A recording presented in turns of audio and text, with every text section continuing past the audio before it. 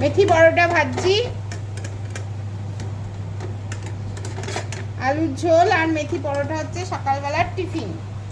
আর এখন যদিও অনেকটা দেরি হয়ে গেছে, আমাদের ঘুম থেকে উঠতেও দেরি হয় এই শনি রবিবারটা আর কি, উইকেন্ডটা, আর খেতেও দেরি হয় জল খাবার, কারণ যেহেতু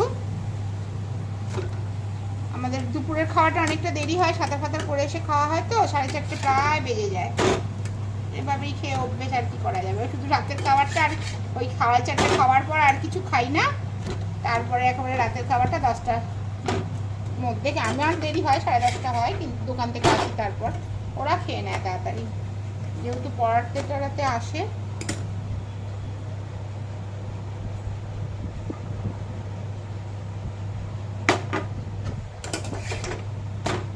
এই যে একেবারে গরম গরম পরোটা